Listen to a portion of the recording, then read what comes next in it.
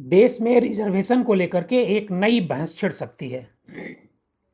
और ये बहस छिड़ी है CJI chief justice of India Suryakant ने।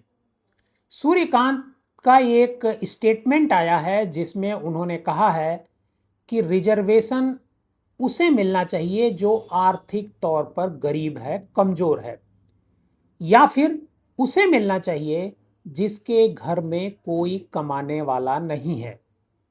मतलब साफ है कि जस्टिस सूर्यकांत जो जाति आधार पर 1948 से रिजर्वेशन लगातार चला आ रहा है वह उसके खिलाफ है और वो उसे हटाना चाहते हैं। तो क्या जस्टिस सूर्यकांत रिजर्वेशन पर कोई ऐतिहासिक फैसला दे पाएंगे? क्या जस्टिस सूर्यकांत जो क्रीमी लेयर है, जो रिजर्वेशन का लाभ उठा रहा है, लगातार उठा रहा है, बार बार उठा रहा है, क्या उसको इस रिजर्वेशन की कैटेगरी से बाहर कर पाएंगे? क्योंकि नेता अगर रिजर्व कैटेगरी का है तो उसके बेटे को भी रिजर्वेशन मिलता है, उसके पोते को भी मिलता है।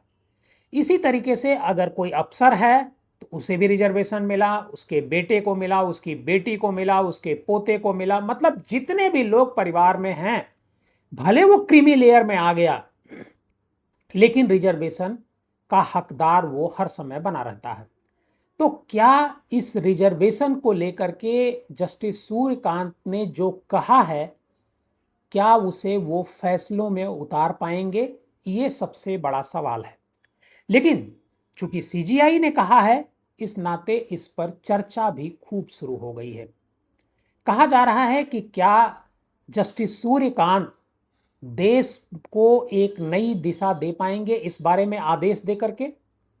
और अगर जस्टिस सूर्यकांत या सुप्रीम कोर्ट यह आदेश दे भी देता है कि रिजर्वेशन का आधार सिर्फ और सिर्फ आर्थिक होगा, तो क्या जो हमारे राजनीतिक दल हैं वो इसे मानेंगे?